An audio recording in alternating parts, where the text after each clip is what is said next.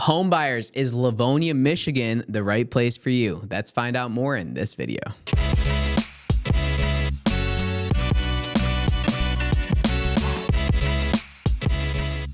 Hello, welcome. Today we're talking about Livonia, Michigan. Maybe you're thinking about moving to the area or moving somewhere here throughout the state, and you're considering Livonia, Michigan. Maybe you've heard of it, you have family members in the area, or maybe you have a decent understanding and you want to know more. Well, and if that's the case, then this video is for you. We want to give you a rundown of Livonia, Michigan, specifically for home buyers thinking about moving to the general area, so you can understand a little bit more about Livonia and see if it's the right city to purchase in, and some of the more surrounding communities, so maybe you can learn a little bit more about Michigan, even if Livonia isn't necessarily for you. So first and foremost, where is Livonia, Michigan? So Livonia is in southeast Michigan. It is a suburb of Detroit, and it is in Wayne County. So the 96 expressway goes right from Detroit and goes from Detroit, goes all the way to Plymouth, Michigan, and then turns into 14. You go north, and you can take 96 all the way to Grand Rapids and on. And so if you jump on 96 from downtown Detroit, Livonia is about 15 to 20 minutes from the city of Detroit.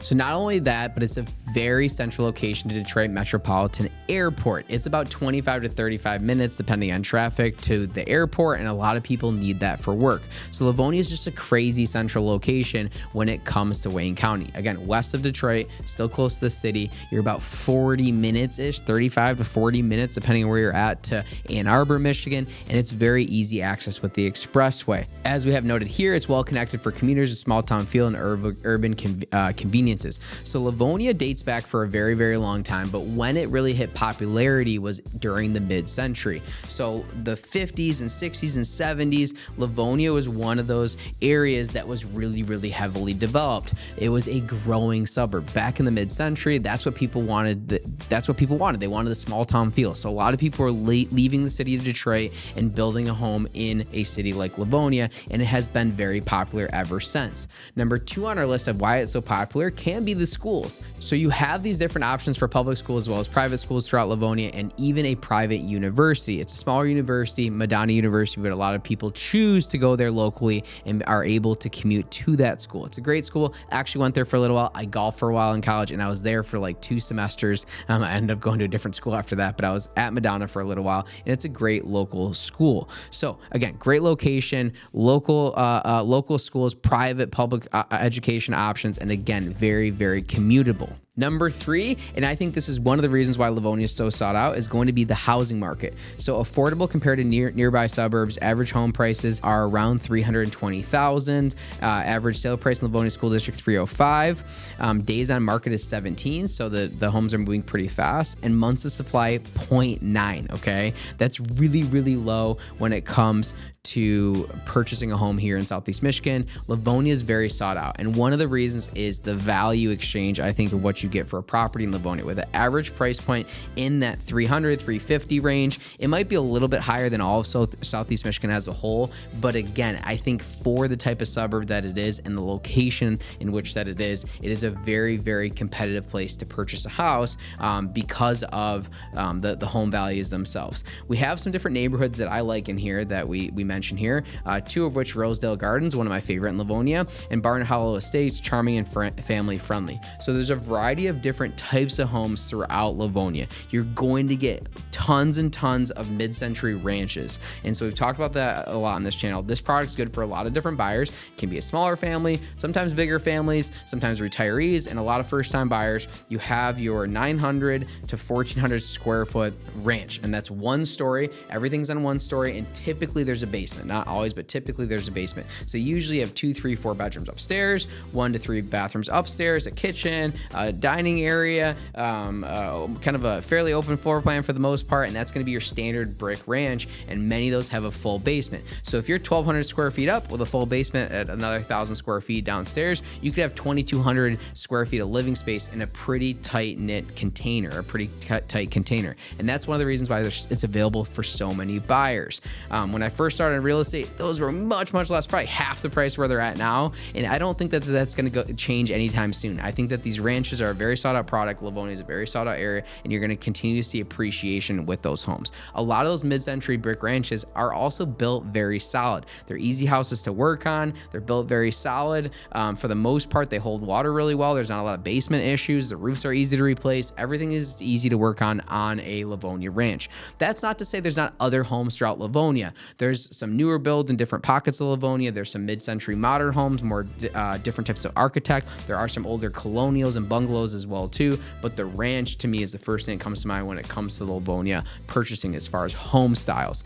We had one recently, actually, a client was interested in. It was a newer construction. Actually, it's an older house that was renovated, newer construction, but it was a big house. And that was on the high end of Livonia. It actually sold over $700,000. That's kind of an outlier for Livonia, but there's a lot of different buy boxes. If you're really looking in that, call it 300 to 500 range, I think that there's a plethora of options in Livonia. And if you want to be close to Detroit and the center of Southeast Michigan, and the center of Wayne County, Livonia might be a good option. Number 4 on our list for why purchasing in Livonia, or why Livonia might be a good place for you, and that's amenities and lifestyles. So parks and recreation, Rotary Park, Bicentennial Park, Livonia Community Rec Center. So the rec center is huge. There's some big parks throughout Livonia itself. Actually, they're doing huge development right at 5 Mile and Farmington, I recently heard, and they're actually going to put like sort of like a downtown area in Livonia. That's not far from the rec center in Livonia and some of the other stuff there as well too. It doesn't really have a downtown area. Typically, if you want like a downtown walkable, cute, small town feel,